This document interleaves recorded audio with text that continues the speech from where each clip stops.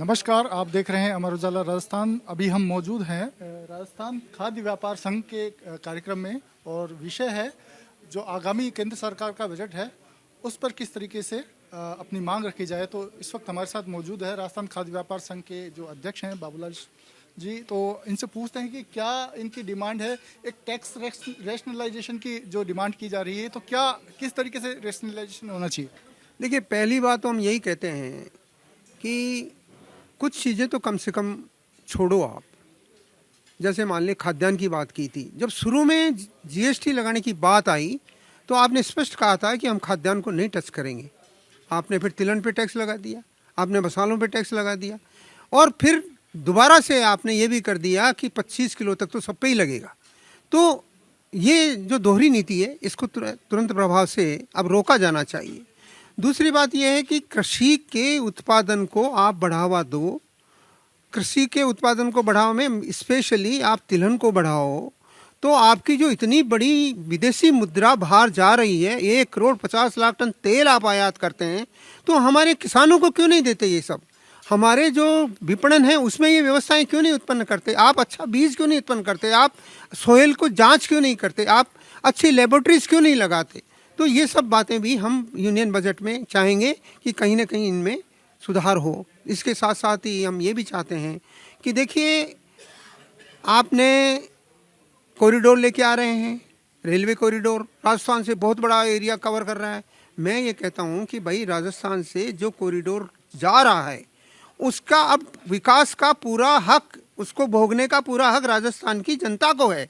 तो उसके लिए उन कम से कम कोई रेजिडेंशियल कॉलोनियाँ वहाँ डेवलप करें, कमर्शियल स्पेसेस डेवलप करें और इंडस्ट्रियल डेवलप करें, ताकि वहाँ की जो जनता है वो उसको लगे कि हाँ कॉरिडोर हमारे यहाँ से जा रहा है। मैं तो कहता हूँ कि इसको टूरिज्म के साथ भी जोड़ा जाए। यही बात जल शक्ति जो विभाग है उसके लिए भी हमने कही है कि आप बात कर रहे हैं कि बहुत सारी नदियों को हम जोड़ रहे हैं, नहरें निकाल रहे हैं, अब पानी पीने के लिए सबको मिलेगा, ये सारी बातें हैं। तो मेरा कहने का यही है कि एक नाव योजना भी आपने दे रखी है, तो इस टूरिज्म को यहाँ भी डेवलप कीजिए। उस जो जल शक्ति है वो जल शक्ति हमारी उद्योग को प्रोत्साहन करने के लिए, उद्योग को आगे बढ़ाने के लिए, व्यापार को बढ़ाने के लिए भी नाव वगैरह की व्यवस्थाओं से काम आ सके। तो राजस्थान में बहुत सारी डिमांड्स हैं। एक राजस्थान एग्रीकल्चर स्टेट भी है, तो इस लिहाज से क्या राजस्थान की सबसे बड़ी ज़रूरत है? राजस्थान के लिए एग्रीकल्चर के लिए ये टैक्स रेट कम की जाए। जैसे कृषक कल्याण है ये ख़त्म किया जाए, मंडी टैक्स कम किया जाए और टैक्स की स्लैब कम करें ताकि लोगों को राहत मिल सके। और कृषक कल्याण वैसे ही लगा रखा है, इसको सरकार को वापस ले लेना चाहिए। तो कृषक कल्याण की कम करने की बात की जा रही है। इसके अलावा राजस्थान में आपको क्या लगता है कि राजस्थान में एग्रीकल्चर के लिहाज से और क्या क्या किए जाने की जरूरत है? केंद्र सरकार कोई भी जो फूड आइटम है उस पर जीएसटी हटाने की बात थी, उसमें भी तिलहन शामिल किया हुआ है इन्होंने, उसे तुरंत हटाना चाहिए। टीडीएस जैसे प्रावधान, चूँकि व्यापारियों को बहुत कार्य इसमें बहुत बोझ बढ़ गया है, टीडीएस जैसे प्रावधान हटाने चाहिए। और जो आयकर की जो श्रेणी है वो भी बहुत कई वर्षों से इन्होंने नहीं बढ़ाई है, उसे स्लैब को बढ़ाना चाहिए जिससे और सरलीकरण महसूस किया जा सके। सरलीकरण की बात है, राजस्थान में डबल इंजन की सरकार है, तो एक ये भी व्यापारियों को उम्मीद है कि डबल इंजन की सरकार के नाते कुछ राहत भी डबल मिलनी चाहिए। क्या डबल राहत? देखिए, जहाँ तक डबल इंजन की सरकार है, उम्मीद अब लगाए हुए हैं कि तीसरा सेशन मोदी जी को है और उसके बाद बजट से उम्मीद है हमें राजस्थान के लिए।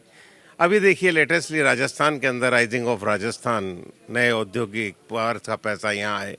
आप देखिए कि यहाँ जहाँ में एकत्रित है भारतीय उद्योग व्यापार मंडल पर, छोटी समस्या टैक्स की समस्याओं को लेकर हम विचार कर रहे हैं। जिस तरह से डबल टैक्स लगा दिया राजस्थान में, कृषक टैक्स के तूप पर कल्याण के टैक्स के रूप में सरकार डबल टैक्स हमसे वसूल रही है, बाहर से स्टेट से जो माल आता है। आप देखिए, राजस्थान में अलग अलग स्टेट है, फिर भी अगर पूरा स्टेट में एक लेवल का टैक्स होना चाहिए। और सरकार से मांग करते हैं कि इस तरह की जो पॉलिसीज़ है उसको बैठ के व्यापारिक संगठनों से बात करें या उनके विचार लें, उसके बाद ही कोई टैक्स लगाएं। जहाँ तक इनकम टैक्स स्लैब है वो अभी बहुत कम है, कम से कम 10 लाख रुपए इनकम टैक्स स्लैब होना चाहिए जिससे राहत हो। कपड़ा, रोटी कपड़ा मकान, जहाँ तक कपड़े का सवाल है, रेडीमेड में अलग टैक्स है, फैब्रिक्स में अलग टैक्स है। समानता होना चाहिए। रेडीमेड टैक्स को कम करना चाहिए, जो 12.5% है उसको 5% करना चाहिए। टैक्स स्लैब में समानता की मांग भी है, तो एक ये जानते हैं कि पॉलिसी लेवल पर कितना संभव है कि ये टैक्स स्लैब समान हो सकता है? नहीं, अगर केंद्र सरकार चाहे तो सब कुछ संभव है। और एक जो ये राजस्थान में कृषि जिन्सों पे जो फर्स्ट टैक्स लगता है ना, फर्स्ट अटेम्प्ट पे, वो नहीं लग के लास्ट में प्रोडक्शन पे लगना चाहिए, जिससे किसानों को भी काफ़ी बेनिफिट मिलेगा। क्योंकि फर्स्ट अटेम्प्ट पे टैक्स लगने से चीज़ें महंगी हो जाती है, टैक्स लगते तो उसकी रेट कम हो जाती है। तो हम ये चाहते हैं कि फर्स्ट अटेम्प्ट पे टैक्स गवर्नमेंट खत्म करें और प्रोडक्शन पे ही टैक्स करें, क्योंकि सारी चीज़ें वस्तुएं प्रोडक्शन के ऊपर ही टैक्स लगता है, जबकि कृषि जिन्स ही ऐसी है जिसमें फर्स्ट अटेम्प्ट पे टैक्स लग रहा है। व्यापारी एक आम इंसान भी होता है, तो आम इंसान के नाते उनकी क्या डिमांड है, किस तरीके से उनकी समस्याओं को सुना जाना चाहिए, ये भी इनसे जानते हैं। श्याम नाटाणी, मैं तो एग्रीकल्चर के बारे में ही कहूँगा। इस समय दलहन और तिलहन का जितना इंपोर्ट हो रहा है वो होना ही नहीं चाहिए। किसान को अगर अपन थोड़ी सुविधा दे देंगे ना भारत देश के अंदर, तो अपने ये स्थिति आ जाएगी कि इंपोर्ट करने की बजाय अपन एक्सपोर्ट कर सकते हैं। पूरे देश में हर स्टेट में मंडी टैक्स की अलग अलग दर है, कहीं 25 पैसे है और राजस्थान जैसे में 160 है, प्लस 50 पैसे कल्याण फीस भी है। 210 पूरे राजस्थान में सबसे ज़्यादा है। इसी कारण से यहाँ किसान भी चिंतित है, वो अपना उत्पादन दूसरे स्टेट में लेके जाता, दूसरा तीसरे स्टेट में लेके जाता।